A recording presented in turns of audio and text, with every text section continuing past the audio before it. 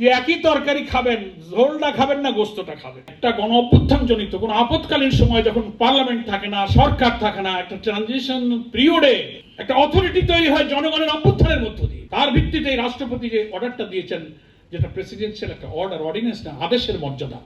এখানে আমাদের আজকে প্রবন্ধকার পরিষ্কার বলেছেন যে সংবিধানের আপনার মোস্ট প্রবাবলি 155 আর্টিকেলে বোধ হয় 105, যেখানে বলা হয়েছে যে অর্ডারটাও আইন। 152 আর্টিকেল 152-তে বলা হচ্ছে যে প্রেসিডেন্সিয়াল অর্ডারটা যেটা এসছে 13 নভেম্বর, এটা একটা আইন। যে কোনো অর্ডিন্যান্স যখন পার্লামেন্ট থাকে না হয়, কিন্তু যখন পার্লামেন্ট শুরু হবে তখন অর্ডিন্যান্সটা পার্লামেন্টে পেশ করে অনুমোদন নিতে হয়। হয় অনুমোদন, নাইলে রহিতকরণ পার্লামেন্টে আনতে হবে। কিন্তু প্রেসিডেন্সিয়াল অর্ডারের ক্ষেত্রে কিন্তু এই বাধ্যবাধকতা নাই। আর শিশির ভাই তো হিস্ট্রি বলেছেন। পাঞ্জাবের জগতে একটি বিশ্বস্ত নাম শাবাব এথনিক ওয়্যার।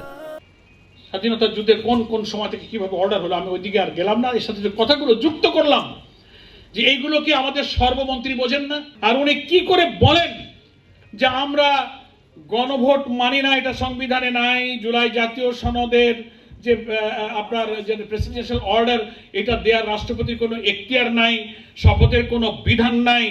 হ্যাঁ, তো যখন লোকেরা কাউন্টার কথা বলে, তো আপনারা যে নির্বাচনটা করেছেন সেটা তো একই আদেশের ভিত্তিতে নির্বাচন। আমাদের বিরোধী দলীয় নেতা ডাক্তার শফিকুর রহমান উদাহরণ দিয়ে বলেন যে একই তরকারি খাবেন, ঝোলটা খাবেন না গোস্তটা খাবেন। 13 নভেম্বরের প্রেসিডেন্সিয়াল অর্ডারে আমি গেজেটের 2টা সেন্টেন্স পড়ে শোনাই।